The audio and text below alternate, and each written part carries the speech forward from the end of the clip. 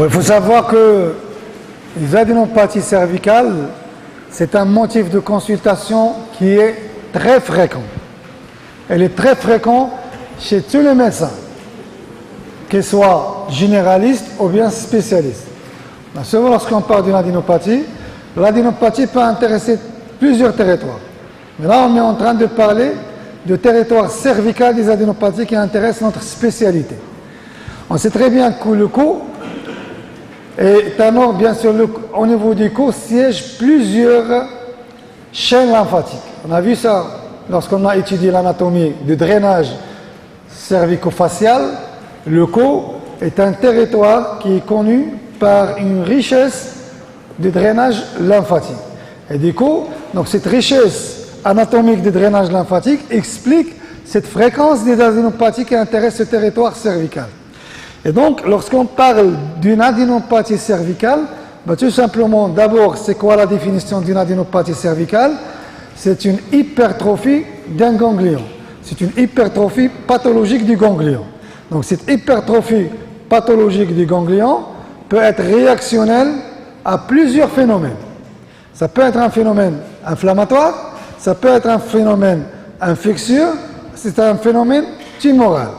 La hantise du médecin, c'est de passer à côté d'une adénopathie d'origine tumorale, d'origine métastatique. Et c'est pour cette raison, il faut oublier ce terme de biopsie qui est malheureusement en train de circuler entre les médecins. Oublier carrément ce terme de biopsie. La biopsie, c'est un geste criminel devant une adénopathie cervicale, tant qu'on n'est pas sûr de sa nature histologique. Pourquoi? Parce qu'aller une biopsie sans avoir des arguments cliniques et paracliniques de sa nature peut exposer au problème de la rupture capsulaire. Vous allez réaliser une rupture capsulaire et cette adénopathie métastatique va infiltrer les parties molles. Et vous allez donc transformer le stade de la tumeur du patient de T1 carrément au T4. Du premier stade au quatrième stade, et donc vous allez réduire les chances de guérison pour ce patient. Un simple geste peut carrément transformer le destin du malade. Et donc il ne faut jamais avoir cette main facile pour biopsier une adénopathie tant qu'on n'est pas sûr de sa nature anatomique. Ça, c'est le premier message à passer. Le deuxième message à passer devant une adénopathie métastatique, c'est que une hypertrophie ou une tuméfaction qui siège au niveau du cou n'est pas systématiquement une adénopathie cervicale. Ça veut dire que cette tuméfaction cervicale peut être d'autres origines. Ça peut être aussi d'origine vasculaire. Et à la biopsie, une malformation vasculaire, c'est le saignement cataclysmique. Et donc, ce sont des arguments pour lesquels il ne faut pas toucher une tuméfaction cervicale tant qu'on n'a pas fait notre bilan clinique et paraclinique. Autre chose, une adénopathie cervicale peut être, ou bien peut s'installer soit d'une manière aiguë, brutale, et dans la plupart des temps, elle est réactionnelle à un foyer infectieux, ou bien c'est une adénopathie qui s'installe d'une manière progressive et qui dépasse un certain délai de 3 mois, 2 à 3 mois. Et là, on est devant une adénopathie cervicale chronique qui a aussi ses causes. Et donc, toujours, il faut raisonner de la même manière. Dès qu'on a une adénopathie cervicale, il faut se comporter de la même manière. Il faut examiner et réexaminer votre patient. Et il faut demander aussi des examens complémentaires avant de toucher cette adénopathie. Parce qu'à la fin, le traitement d'adénopathie doit s'inscrire dans une conception générale qui intéresse la maladie et pas la biopsie.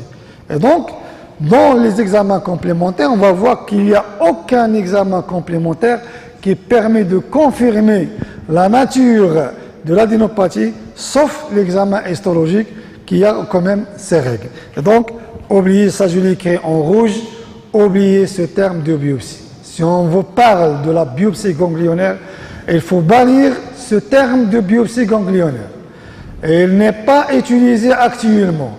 Les gens qui parlent toujours des biopsies ganglionnaires, c'est des gens qui ne sont pas à jour dans leur connaissance médicale. Et il n'y a pas de biopsie ganglionnaire, je le dis et je le redis. Pas de biopsie ganglionnaire tant qu'on n'est pas sûr de la nature histologique. Il y a deux modalités, ou bien il y a deux situations. Là, on pourra avoir recours à la biopsie. Soit on est devant une adénopathie qui a déjà envahi le plan cutané, et dans ce cas-là, vous pouvez biopsier parce que ça ne va rien changer, parce qu'on a déjà une infiltration cutanée, ou bien lorsqu'on est devant un lymphome, une adénopathie d'origine lymphoïde qui a été déjà diagnostiquée. Dans ce cas-là, on réalise une biopsie parce qu'on sait très bien que le traitement ne relève pas de la chirurgie, le traitement relève de la radiochimiothérapie. Ce sont donc les deux seules conditions là où on peut réaliser une biopsie. En dehors de ces deux conditions, jamais de biopsie. Et donc, pour mieux parler des adénopathies cervicales, il faut quand même dire un petit mot sur l'anatomie du drainage lymphatique. Et on sait très bien que le drainage de la tête et du cou est un drainage lymphatique qui est très riche. On peut le diviser en deux éléments. Il y a ce qu'on appelle le cercle ganglionnaire péricervical de Quigno. Vous le voyez ici, c'est un groupe de chaînes lymphatiques, plusieurs groupes lymphatiques qui sont disposés d'avant en arrière le long de la branche horizontale de la mandibule. Au niveau de la partie toute supérieure du cou, à la manière d'un collier, c'est un collier, on appelle ça le cercle ganglionnaire péricervical du Quigno, qui est constitué par 6 groupes ganglionnaires allant d'avant vers l'arrière, et le groupe sous-mental, il y a le groupe sous-maxillaire, il y a le groupe génien, et il y a le groupe parotidien, le groupe mastoïdien et le groupe occipétal. Donc ce sont les 6 groupes ganglionnaires qui constituent le cercle ganglionnaire du Quigno. À côté de ce collier ganglionnaire, on a des chaînes lymphatiques cervicales qui ont une disposition verticale. Et dans cette région-là, on parle des 3 fameuses chaînes. C'est la chaîne jugulaire interne, la chaîne spinale et la chaîne cervicale transverse qui constituent entre elles un triangle, c'est le triangle de Rouvier. Voilà, donc le triangle de Rouvier, vous la voyez ici, avec un côté antérieur qui est représenté par la chaîne jugulaire interne qui est divisée en 3 sous-groupes. Il y a le groupe supérieur, le groupe moyen et le groupe inférieur. Vous avez la chaîne spinale, c'est un magma de ganglion qui est disposé le long du nerf spinal. Et enfin, la chaîne cervicale transverse, c'est un magma de ganglion disposé le long de l'artère cervicale transverse.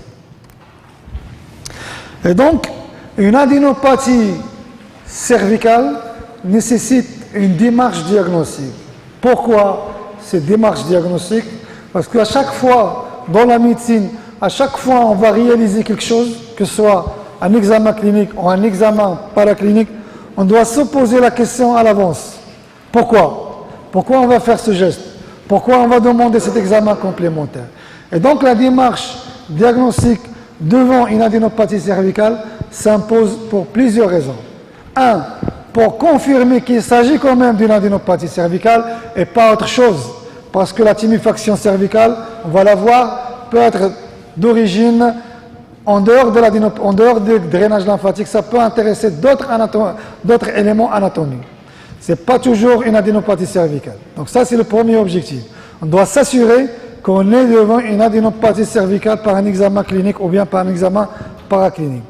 Deuxième objectif de cette démarche diagnostique, c'est de faire la part entre une adénopathie brutale, aiguë, d'installation aiguë, et une adénopathie d'installation progressive, et donc c'est une adénopathie chronique. Parce que chaque type d'adénopathie a des étiologies données. Et là, on peut le connaître à travers l'interrogatoire minutieux des patients. C'est-à-dire, on va étudier l'évolution et le mode d'installation de cette adénopathie. C'est juste à l'interrogatoire, donc la réponse est donnée à l'interrogatoire du patient. on peut s'assurer qu'on est soit devant une adénopathie aiguë, ou bien on est devant une adénopathie chronique. Troisième objectif de la démarche diagnostique, c'est de mettre en place cette adénopathie dans un contexte clinique donné. Pourquoi? Parce que ce contexte clinique a une valeur d'orientation étiologique.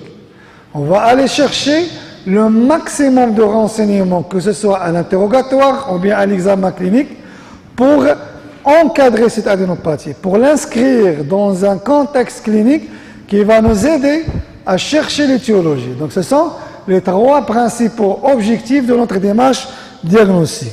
Et donc comme toute démarche diagnostique, on va toujours commencer notre démarche diagnostique par un interrogatoire. Et dans l'interrogatoire, je dis toujours que l'interrogatoire doit être un interrogatoire codifié, bien organisé et systématisé. On ne pose pas des questions au hasard, on ne pose pas des questions et on répète les mêmes questions, c'est-à-dire qu'on n'est pas sûr de ce qu'on cherche. L'interrogatoire doit être planifié, il doit être codifié, et il doit être systématisé. Ça montre à la fois, et dans l'interrogatoire, vous pouvez avoir la confiance de votre patient ou non. Un médecin qui pose des questions anarchiques, du coq à l'âne, sans aucune systématisation, perd à l'avance la confiance de son malade dès le premier contact avant d'examiner le patient. Et donc il faut être serein, il faut poser des questions ciblées, et il faut toujours précéder votre question par une réponse déjà réfléchie. Parce que on cherche quand même des renseignements et on cherche quand même des réponses qui vont être structurées et qui vont nous aider pour faire notre démarche à la recherche de l'étiologie de ce motif de consultation. Et pour structurer votre interrogatoire, l'interrogatoire dans la médecine en général doit être scindé en 3 étapes. C'est un interrogatoire qui intéresse 3 temps, pour ne pas demander des questions à droite et à gauche. Donc cet interrogatoire doit être planifié en 3 temps. Le premier temps intéresse le patient, l'histoire du patient, les antécédents du patient.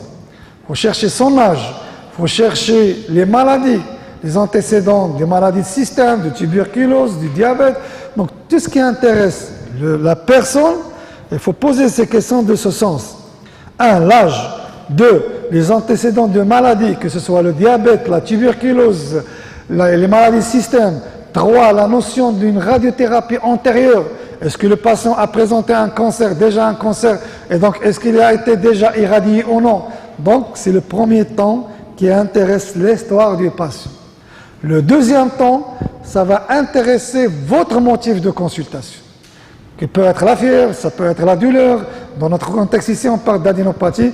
Donc le motif de notre consultation, c'est l'adénopathie. Et donc le deuxième temps de votre interrogatoire va intéresser l'évolution et les circonstances de cette adénopathie cervicale. Et donc, la date d'apparition de cette adénopathie, le contexte d'apparition, les circonstances d'apparition, le côté de cette adénopathie, le nombre d'adénopathies, tout ce qui intéresse l'adénopathie, il faut le chercher. Le troisième temps de votre interrogatoire intéresse les signes associés. Parce qu'une adénopathie peut être associée à des signes cliniques. Et ces signes cliniques qui ont une valeur d'orientation. Parce que cette adénopathie, toujours devant une adénopathie, on doit chercher des signes associés. Et les signes associés sont de 2 sortes. Soit des signes locaux-régionaux qui intéressent la sphère ORL, ou bien ce sont des signes généraux. Les signes généraux, c'est la fièvre, c'est la douleur, c'est l'altération de l'état général. Les signes locaux-régionaux, ce sont des signes qui sont en rapport avec les organes de la sphère ORL. Des signes en rapport avec le nez, les signes en rapport avec l'oreille, les signes en rapport avec le larynx, les signes en rapport avec la cavité buccale. Et ces signes-là sont toujours expliqués par les fonctions des organes qu'on examine. Et donc vous pouvez avoir des signes rélologiques, vous pouvez avoir des signes oropharyngés, des signes de compression, des signes... Donc, toujours 2 sortes de signes, signes locaux-régionaux et signes généraux.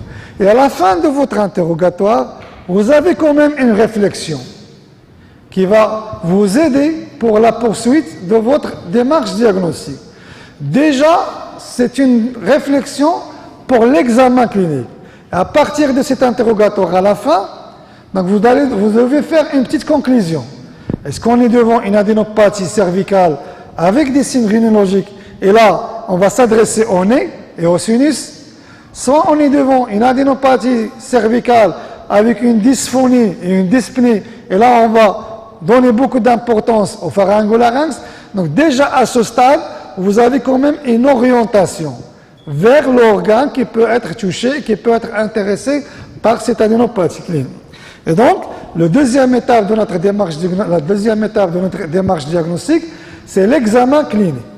Et dans l'examen clinique, on va commencer par deux choses. Donc, l'examen en général clinique d'une adénopathie cervicale va être scindé en 3 temps. Toujours, il faut réfléchir de la même manière. Il faut toujours systématiser votre raisonnement médical. La médecine se base toujours sur un raisonnement médical qui est fondé sur des principes et sur l'anatomie et la physiologie. On est devant une adénopathie cervicale. On a fait notre interrogatoire. Après l'interrogatoire, on est sorti par une réflexion donnée, par un organe qui peut être à l'origine. Et donc notre examen clinique va être quand même scindé. Pour l'examen du cou, parce qu'on est devant une tuméfaction qui intéresse le cou, donc on va réaliser un examen cervical. Deuxièmement, on va examiner tous les organes de la sphère ORL. Et 3, on va compléter par un examen général. Lorsqu'on parle de l'examen général, c'est la palpation des êtres aires ganglionnaires, que ce soit les groupes inguinaux, sous-axillaires, et l'examen abdominal à la recherche d'une hépatosplénomégalie. Donc ce sont les 3 temps de votre examen clinique. Et on commence toujours par l'examen qui intéresse le motif de consultation. C'est une localisation cervicale, et donc vous devez commencer par l'examen du cou, l'examen cervical.